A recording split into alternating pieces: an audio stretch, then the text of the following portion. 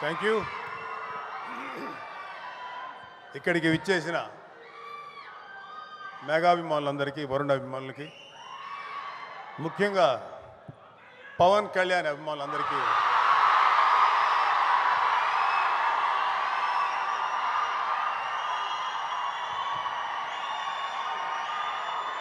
ఇప్పుడే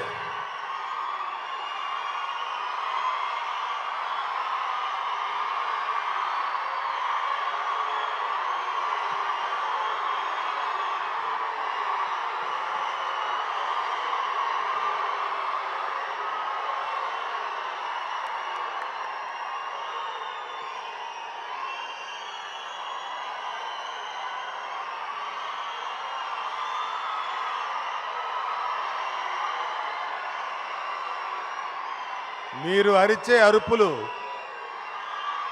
ఎవరి గుండెల్లో రైళ్లు పరిగెత్తాలో వాళ్ళ గుండెల్లో రైళ్లు పరిగెత్తాలి. బాగా అరవండి. Thank you. Thank you. ఇప్పుడే కలిసి వచ్చాను. కళ్యాణ్ బాబు దగ్గరికి వెళ్ళి ఇట్లే వస్తున్నా.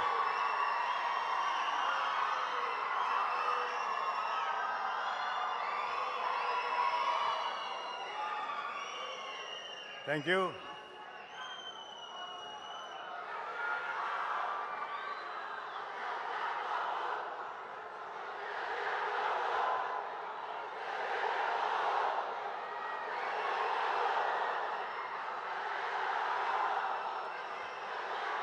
Thank you. ఇంకా మీ ఎనర్జీ అంతా దాచుకొని ఈ నెల ఈ ఇయర్ 2024లో రాబోతున్న జనరల్ ఎలక్షన్స్లో మీ సత్తా చూపించండి. ఆర్మీ వాళ్ళలాగా, మిలిటరీ వాళ్ళలాగా గన్స్కి వీటికి ఎదురెళ్ళక్కర్లా. చేతిలో ఒక ముద్ర ఉంటుంది, గుద్దండి దాని మీద. Janasena TDP alliance. Thank you. యాక్చువల్గా 1 సెకండ్ అమ్మా ప్లీజ్. ఇంకేంటంటే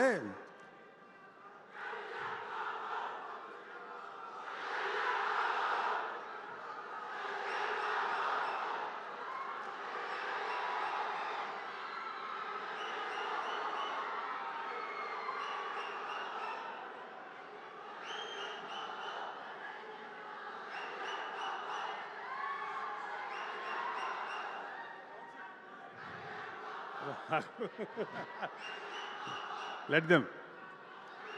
వాళ్ళకి చాలా ఎనర్జీ ఉంటుంది.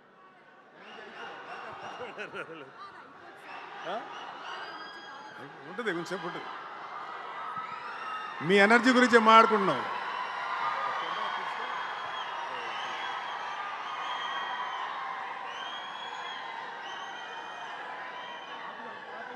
Thank you. ఆ కెమెరా కొంచెం అంతే, అలాగే ఉంటుంది. Thank you. ఇక్కడ మనందరం మాట్లాడుకోవాల్సిన విషయం, నేను ఈ సినిమా గురించి కంటే కూడా వరుణ్ గురించి మాట్లాడటానికో, దర్శకుడి గురించి మాట్లాడటానికో, సోనీ కంపెనీ గురించి మాట్లాడటానికి రాలేదు. ఇండియన్ ఆర్మీ ప్రైడ్ గురించి మాట్లాడటానికి వచ్చాను.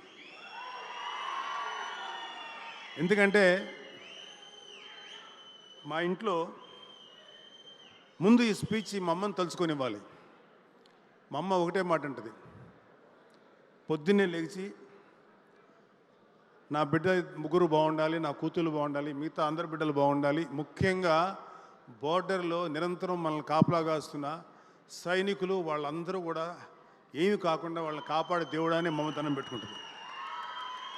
నేను నిజంగా ఆశ్చర్యపోయా, ఏమో అలా ధనం పెట్టుకుంటావా అన్న. నాకు కొంచెం సిగ్గేసింది. అంటే మాకు మిలిటరీకి మా ఇంట్లో టచ్ ఉంది కాబట్టి మాకు లేదు. మా అమ్మగారి వాళ్ళ నాన్న ఎక్స్ మిలిటరీ మ్యాన్, మిలిటరీలో పనిచేసి వచ్చిన ఆయన. మా అమ్మ వాళ్ళ మేనమామ మిలిటరీలో పనిచేసి వారిలోనే చనిపోయిన వ్యక్తి. అలాగే మా నాన్న అన్నయ్య, మా పెదనాన్న, ఆయన కూడా మిలిటరీలో పనిచేసి రిటైర్ అయిపోయి వచ్చిన వ్యక్తి. సో మిలిటరీ తోటి మాకు ఒక అనుబంధం ఉంది. సో మీరు ఒక 2 ఇన్సిడెంట్స్ చెప్తాను, దాని తర్వాత నేను దిగిపోతాను. అసలు ఇప్పుడు మనం ఏదైతే చూస్తున్నామో ఇదంతా highly mechanised, highly modern, high level technology. ఏమీ లేనప్పుడు ఐ థింక్ ఫస్ట్ 1965 పాకిస్తాన్ వార్లో యుద్ధం జరుగుతుంది.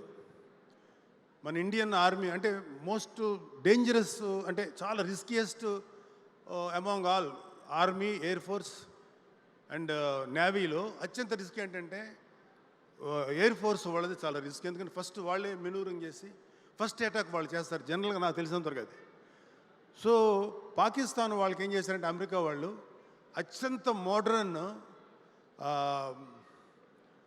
ఏమంటారు దాన్ని,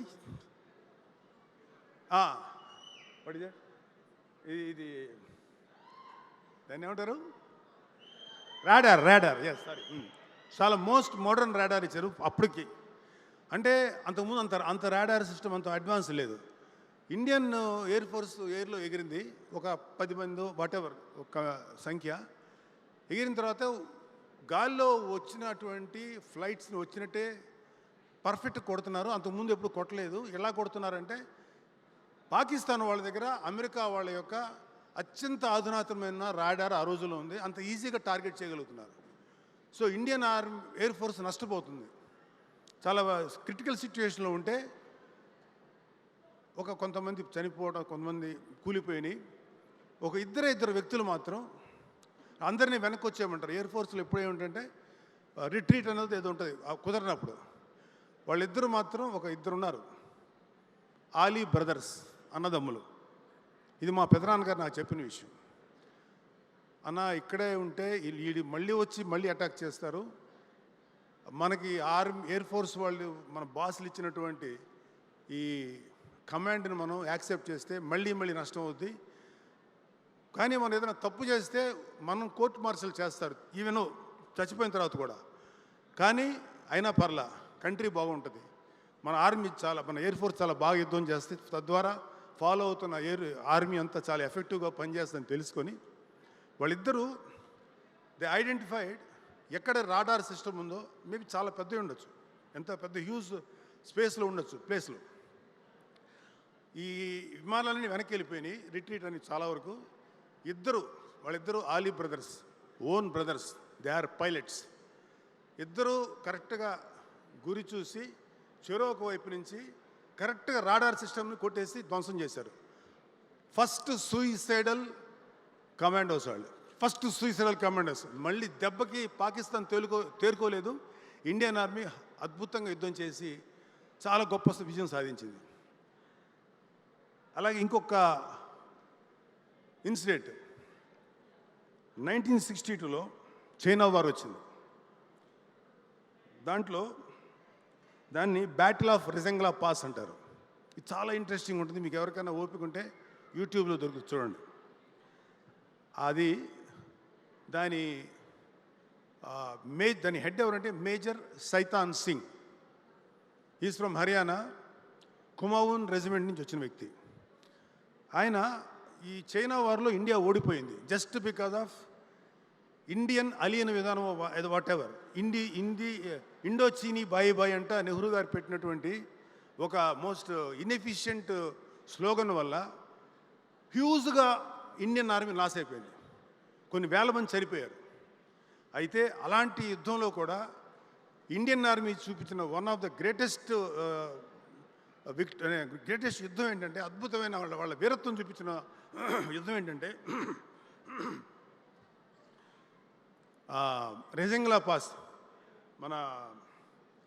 ఇది ఇక్కడ ఇది మనం టిబెట్టా, వాట్ ఇది, టిబెట్ కాదు.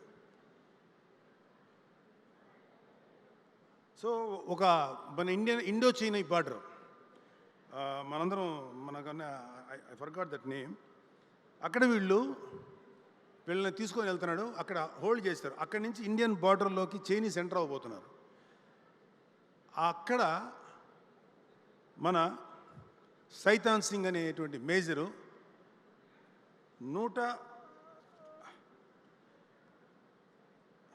I have this number 120 army people తోటి వెయిట్ చేస్తున్నాడు. అత్యంత దురదృష్టం ఏంటంటే బికాజ్ ఆఫ్ నెహ్రూస్ అలియన విధానం వాటెవర్ ప్రాపర్గా ఆమ్యునేషన్ కానీ ఎటువంటి ఇది లేదు. ఇలాంటి పరిస్థితుల్లో ఉన్నంత వరకు ఫైట్ చేస్తున్నారు మన వాళ్ళు ఉన్నది 120 మాత్రమే. వాళ్ళ దగ్గర ఉన్న బుల్లెట్స్ 600 బుల్లెట్స్, ఒకే ఒక మోర్టార్ గన్ ఉంది. అటు పక్క నుంచి హైలీ ట్రైన్డ్ చైనీస్ 3000 మంది టువర్డ్స్ ఇండియా వైపు వస్తున్నారు. 3000 చైనీ army and 120 Indian army led by major Shaitan Singh. War start అయింది. వాళ్ళని ఒక అడుగు కూడా ముందుకేయలేదు. వాళ్ళకి ఒక ఇల్యూషన్ క్రియేట్ చేశాడు సైతాన్ సింగ్.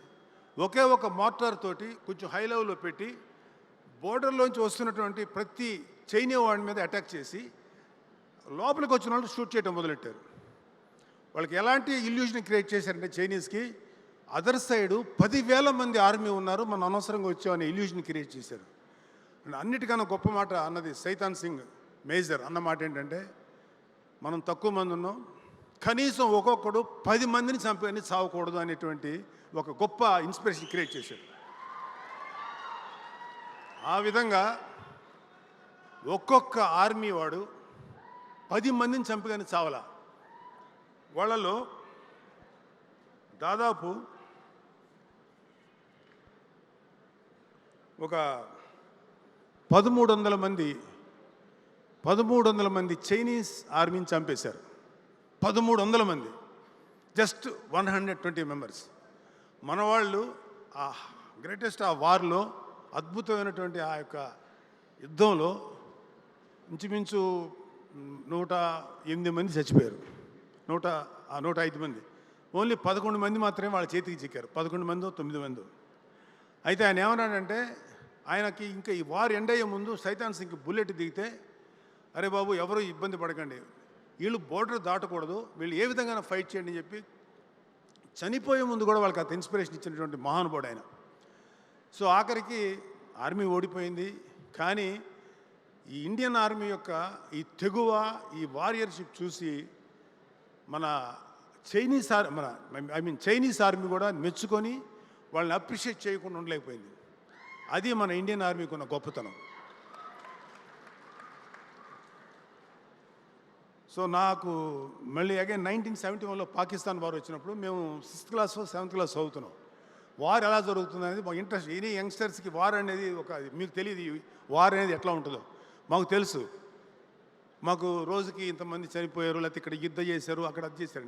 అది బంగ్లాదేశ్ పాకిస్తాన్ విడిపోయే సమయం. ఇప్పుడు మీకు సినిమా ఒకటి వస్తుంది, Sam Manek, what is that name, Sam Manek. ఆయన పేరు జనరల్ మానెక్ షా. 3 దళాలు ఉంటాయి, త్రివిధ దళాలు ఉంటాయి, ఆర్మీ, ఎయిర్ ఫోర్స్, నేవీ. అప్పుడు దాకా లాంగ్ బ్యాక్ స్వతంత్రం వచ్చిన కొత్తలో ఒక పోస్ట్ ఉండేది, ఆ పోస్ట్ తీస్తారు. మళ్ళీ ఇందిరాగాంధీ గారి యొక్క చొరవ వల్ల ఆ పోస్ట్ క్రియేట్ చేశారు. దాన్ని ఫీల్డ్ మార్షల్ అంటారు. ఫీల్డ్ మార్షల్ మానెక్ షా గారి యొక్క ఆధ్వర్యంలో ఇండియా అద్భుతంగా ఫైట్ చేసి బంగ్లాదేశ్ని పాకిస్తాన్ నుంచి విముక్తం చేసి ప్రత్యేక కంట్రీ గుర్తించేలా చేసి భారతదేశానికి అఖండ విజయం సాధించిన వ్యక్తి మహానుభావుడు జనరల్ మానెక్ షా.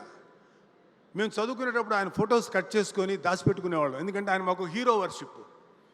మేము సినిమాలు చూసేవాళ్ళం, సినిమా నటులు గౌరవించేవాళ్ళం. కానీ మా రియల్ లైఫ్లో ఎవరైతే రియల్ హీరోస్ ఉంటారో వాళ్ళని మేము హీరోలుగా గమనించేవాళ్ళం, గుర్తించేవాళ్ళం. ఆయన చూసిన తర్వాత నా మనసు, ఇలా ఉంటాడు మనిషి, ఏం ఉన్నాడు రైతును, అరే ఏదో ఒక చిన్న అడోరేషన్. థియేటర్కి వెళ్తే మాకు ఇలా యూట్యూబ్లు, సెల్ ఫోన్స్ లేవు. మాకు థియేటర్లో ఇవి వచ్చాయి అనమాట, క్లిప్పింగ్స్ వచ్చాయి ఇండియన్ న్యూస్ రీల్లో. అవన్నీ చూసి ఆయన నడవటం, ఆయన కమాండ్స్ ఇవ్వటం, వాయిసే ఉండదు కదా, ఆర్ఆర్ తప్ప. సో అలా ఆరాధనగా జరుగుతోంది. నా అదృష్టం ఒక రకంగా బ్లాడ్ లక్ ఏంటంటే, హైదరాబాద్ వచ్చిన తర్వాత నేను state bank of India main ఆఫీస్కి వెళ్తున్నా. ఒక మిలిటరీ డ్రెస్, ఇట్ సీమ్స్ ఆయన ముసలాయన అయిపోయాడు, ఒక పెద్ద ఆయన, ఒక ఆర్మీ పర్సన్ ఒక అతను ఉన్నాడు. వస్తుంటే నాకు ఈయనేంటి జనరల్ మానెక్ షా అలా ఉన్నాడే అనుకొని గబుక్కుని వెళ్తే గన్ తీసి కాలుస్తాడేమో. అప్పటికి రిటైర్డ్ ఆయన. నేను దగ్గరికి వెళ్ళి నమస్కారం చెప్పి, sir are you mister Manek Shaw field marshal అన్నా? Ya ya I am sir, I want your autograph అని. ఆయన టేబుల్ కూడా లేదు అక్కడ, ఈ కాలు మీద పెట్టుకొని ఇచ్చాడు ఒక సిగ్నేచర్. ఫీల్డ్ మార్షల్ అని ఉంటుంది, ఇంకేముండదు, ఫీల్డ్ మార్షల్ మానిక్ షా అని సిగ్నేచర్. అబ్బా, ఎంత అదృష్టం రా, ఒక వ్యక్తి ఇంత గొప్ప హీరో దగ్గర తీసుకున్నానని. నా దురదృష్టం ఏంటంటే అది నేను పోగొట్టేసుకున్నాను. చెప్పినా ఎవరికి అర్థం కాదు, నమ్మాలి, కానీ అది I lost it. That is my biggest bad luck. So thank you. ఇప్పుడు నేను ఎందుకు వరుణ్ బాబుని, ఇప్పుడు మిగతా అందరూ క్రూని అభినందిస్తున్నాను మనస్ఫూర్తిగా. మన దర్శకుడు కానీ, వరుణ్ కానీ, మిగతా కెమెరా పాటలు రాసిన మీరందరూ కూడా ఒక గొప్ప సినిమాకి రాశారు. పుల్వామాలో జరిగిన అటాక్కి extraordinary retaliation by Indian air force. ఇది మరి చెప్పచ్చో చెప్పకూడదో నాకు తెలియదు, కానీ ఎలా జరిగిందో ఒక విట్నెస్ చెప్పాడు నాకు. అతను ఎలా చేస్తారంటే, బాబు come on let us go and అందరు వెళ్ళిపోయి, ఇప్పుడు మనం బాలాకోట్లో ఉన్నారు మన టెర్రరిస్ట్ గ్రూపు, పుల్వామాలో మన వాళ్ళని చంపేసిన వాళ్ళందరూ అట్లా అటాక్ చేయరు, అలా ఉండదు. మన వాళ్ళు ఇండియన్ ఎయిర్ ఫోర్స్లో నాకు తెలిసింది, ఇది చెప్పిన తర్వాత నన్ను అరెస్ట్ చేసిన ఆశ్చర్యపోను, చేయకపోతే వెరీ హ్యాపీ. నాకు చెప్పిన అతను, మరి అది ఎంతవరకు నిజం ఉందో తెలియదు, కానీ ఒక 5-6 ఎయిర్ క్రాఫ్ట్లు ఎప్పుడు ఇండియన్ నియర్ పాకిస్తాన్ బార్డర్లో ఉంది, గుజరాత్ సమ్వేర్, ఇక్కడి నుంచి వెళ్ళటం బాలాకోట్లో ఈ టెర్రరిస్టు క్యాంప్స్ ఉంటాయి, ఈ జస్ట్ బార్డర్ దాటి అలా మెనూరింగ్ చేసుకుని మళ్ళీ వెనక్కి వచ్చేవాళ్ళు. ఆర్మీ రెడీ అయిపోయి పాకిస్తాన్ ఆర్మీ అటాక్ చేసే లోపుగా మళ్ళీ వెనక్కి వచ్చేవాళ్ళు. ఇలాగా ఒక 7 నిమిషాలు చేశారు. వాళ్ళకి ఏమనుకున్నారంటే పాకిస్తాన్ వాళ్ళు, వీళ్ళు మనల్ని కవ్విస్తున్నారు, వీళ్ళకి పెద్ద రియాక్ట్ అవ్వక్కర్లేదు, చూద్దాం ఏం చేస్తారో అనుకున్నప్పుడు ఆ తర్వాత జరిగింది నాకు చెప్పాడు ఒక ఆయన. ఆల్ గ్రౌండ్ క్రూ ఎవరైతే దాంట్లో ఫ్లైట్స్లో బాంబులు గింబులు వాటెవర్ ఇవన్నీ పెడతారో వాళ్ళందరినీ పిలిచారు. అందరి దగ్గర 24 to 48 hours all are kept, అంటే ఆ ఎయిర్ బేస్లో పెట్టేశారు. ఎవరికి ఇంటికి ఫోన్లు చేయటం లేదు. All phones are confiscated by the authorities. ఎవరు ఫోన్లు చేయకూడదు. ఎవరికి తెలియదు ఎందుకు ఏమైంది అని, ఎవరికి తెలియదు ఏమవుతుంది, మనల్ని ఎందుకు ఆపారు అంటే ఏదో జరగబోతుందని మాత్రం స్మెల్ చేశారు. తెలిసింది ఎవరికంటే ఆ wing commander who is going to strike. So ఇలా చేసిన తర్వాత అంతా అయిపోయింది, 48 hours అయిపోయింది. మొత్తం లేచినాయి ఒకేసారి. లేచి జస్ట్ మన బాలాకోట ఎడ్జ్లోంచి వెళ్ళి ఎక్కడైతే terrorist camps in the name of ISI లేకపోతే పాకిస్తాన్ మిలిటరీ అని చెప్తున్నారో వేసి బాంబ్స్ అన్ని వేసి డెస్ట్రాయ్ చేసి 10 to 12-15 minutes లోపల ఫినిష్ అయిపోయింది. ఒక్క టెర్రరిస్ట్ క్యాంప్ కూడా మిగల. అలా చంపేశారు మన వాళ్ళు. వాళ్ళు గన్స్ తీసి కాల్చేలోపుగా వెనక్కి వచ్చారు. ఇది ఒక రిటాలియేషన్గా తీసుకొని మా ల్యాండ్లో మీరు యుద్ధం చేస్తారని. కానీ మన ఆర్మీ వాళ్ళని, మన BSF వాళ్ళని ఒక సూసైడ్ బాంబర్తో కాల్చినప్పుడు మాత్రం అది కాదు, మనం వేస్తే మన వాళ్ళందరూ వెళ్ళి చేస్తే అది తప్పు అయిపోయింది. సో దాట్ మన వాళ్ళు తీసుకున్న రిటాలియేషన్ ఫర్ దిస్, ఈ రిటాలియేషన్కి అద్భుతంగా సహకరించి మన ఇండియన్ ఆర్మీ ప్రైడ్ నిలిపారు చూడండి ఒకే ఒక మహానుభావుడు, that is Narendra Modi, greatest leader. అంతకు ముందున్న ఏ లీడర్ కన్నా కూడా నాకు నరేంద్ర మోడీ గారు ఎందుకు ఇంట్రెస్ట్, ఎంత గొప్ప గౌరవం అంటే, ఆయన గురించి ఎందుకు అంత గొప్పవాడాడు మీకు ఒక విషయం చెప్తాను. మన శ్రీనగర్లో జెండా కట్టడానికి వణికిపోయేవాళ్ళు హిందూస్. ఈ ఇస్లామిక్ టెర్రరిస్టులు అంతమంది ఉండేవాళ్ళు అక్కడ. మంచి అమాయకులు అయిన ముస్లిమ్స్తో పాటు వాళ్ళు కూడా ఉండేవాళ్ళు.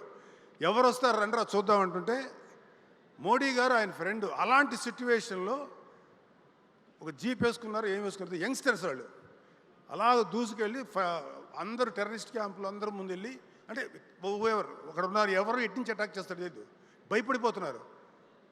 శ్రీనగర్ మంచి ప్లేస్లోనూ సమ్ ఇంపార్టెంట్ ప్లేస్లో ఒక అద్భుతంగా జెండా ఇండియన్ ఫ్లాగ్ని ఆవిష్కరించి జనగణమన పాడి సెల్యూట్ చేసి వచ్చేసారు. మళ్ళీ దొరకలే, అంత ఫాస్ట్ వెనక్కి వచ్చేసారు. That is Modi. దేశం మీద అంత భక్తి ఉన్న వ్యక్తి ఆయన ఆధ్వర్యంలో కాబట్టి ఇవాళ జరిగింది ఇది బాలాకోట్. సో దానికి అద్భుతమైన పేరు పెట్టారు మన డైరెక్టర్లు వాళ్ళు, ఆపరేషన్ వ్యాలంటైన్స్ అని. బికాజ్ మన అటాక్ జరిగింది ఒకటి అదే రోజు అనుకుంటా. సో అది పేరు పెట్టారు. సో ఇక్కడ నా కొడుకుని నేను హైలైట్ చేయడానికో ఏం రాలేదు. బట్ మా వరుణ్ అంటే నాకు ఎందుకు ఇష్టమో చెప్తాను.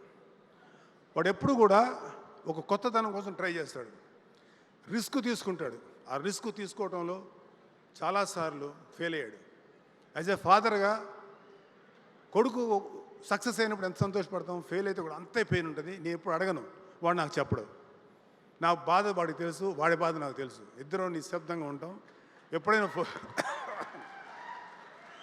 ఎప్పుడైనా వెళ్ళి పర్లేదురా ధైర్యంగా ఉండంటే లేదురా నేను మామూలుగానే అంటాడు. ధైర్యం చెప్దామన్నా ఉత్సాహం కూడా పోతుంది నాకు. So I love my son because the way he choose his characters. First time మేము కంచె చేస్తున్నప్పుడు కృష్ణ దగ్గరికి వచ్చి కథ చెప్తే, వరుణ్ బాబు ఒకసారి కథ విను అంటే వరుణ్ కథని చాలా బాగుందని అన్నాడు. ఆ కంచె చేశాడు.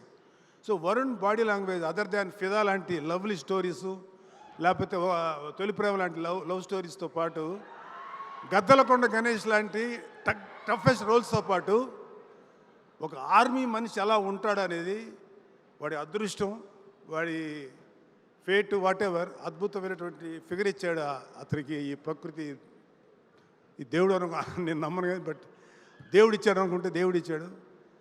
తన అద్భుతమైన పర్సనాలిటీ, అప్పీరెన్స్. అంటే కొన్నిసార్లు కొన్ని క్యారెక్టర్లు క్యారీ చేయాలంటే ఒక 5 feet 3 inches ఉన్నవాడు నేను స్ట్రిక్ట్ పోలీస్ ఆఫీసర్ని అంటే కొంచెం కామెడీగా ఉంటుంది, నువ్వు కాదలేరా బాబు అనిపిస్తుంది. అదే ఒక 6 feet ఉన్నవాడు పెద్దగా పెర్ఫార్మెన్స్ అయిపోయినా అట్లా నిలబడితే వీడేదో ఉందనుకుంటారు.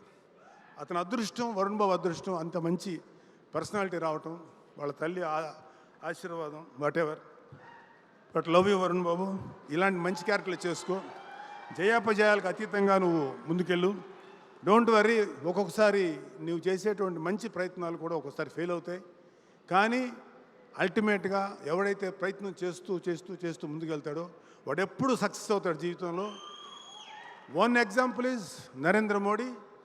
అనదర్ గ్రేటెస్ట్ ఎగ్జాంపుల్ ఈజ్ త్వరలోనే ప్రూవ్ చేసుకోబోతున్న మన పవన్ కళ్యాణ్.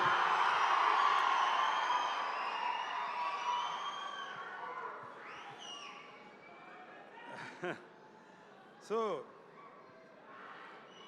Thank you. చాలా ఎక్కువసేపు మాట్లాడాను. మీకు ఎవరికైనా బోర్ కొట్టించుంటే క్షమించాలి. కానీ మన ఇండియన్ ఆర్మీని మనం గౌరవించుకోకపోతే నాకు ఇది ఒక అద్భుతమైన అవకాశం. నేను ఏ సినిమాల్లో మీకు గమనించుంటారు లేదు, నేను ఈ మధ్యలో ఏ సినిమాలోకి గెస్ట్గా కూడా వెళ్ళా, ఇంక్లూడింగ్ వరుణ్ సినిమా. ఈ సినిమాకి ఇలాగా మా అన్నయ్య గారు వస్తున్నారంటారు, నేను కూడా రావచ్చా అని అడిగా. నువ్వు రావు కదా నాన్న అన్నాడు. లేదురా వస్తాను. Just I want to share my feelings about our Indian army. చెప్పాలనిపిస్తుందిరా రా అంటే రామ్మన్నాడు. I'm very honoured. And another ఇది వరుణ్ ఒక చిన్న రిక్వెస్ట్. ఇప్పుడు నేను చెప్పబోతున్న అమౌంట్ పెద్ద అమౌంట్ కాకపోవచ్చు, కానీ నా తల్లి నాకు బర్త్డేగా మొన్న అక్టోబర్కి ఒక గిఫ్ట్ ఇచ్చింది, కొంత డబ్బు. ఆ డబ్బుతో కలిపి నేను కూడా కొంత జత చేసి చిన్న అమౌంటే ఒక 6 లక్షల రూపాయలు వీరనారి అంటే ఇండియన్ డిఫెన్స్ వారికి ఇచ్చేటువంటి, ఒక భర్తలు కోల్పోయినటువంటి స్త్రీలకి మనం ఇచ్చేటువంటి ఒక చిన్న కంట్రిబ్యూషన్ 6 lakhs. అది నాకు Varun with your my personal request is నువ్వు, డైరెక్టరు సిద్ధు, మీ ప్రొడ్యూసర్స్ ముగ్గురు వెళ్ళి బిఫోర్ రిలీజింగ్, ఎందుకంటే నేను కొంచెం మళ్ళీ ఊళ్ళు తిరగాల్సి వస్తుంది పొలిటికల్ పని మీద, నువ్వు ముగ్గురు కలిసి వెళ్ళి మీ ముగ్గురు కలిసి వెళ్ళి ఇచ్చి ఒక ఫోటో తీసుకొని నాకు పంపించండి. I will be very happy. Siddhu please ready. రేపు ఇవాళ సండే కదా, రేపు నీకు ట్రాన్స్ఫర్ చేస్తాను వరుణ్కి. Thank you. జై హింద్, జై జనసేన, జై పవన్ కళ్యాణ్.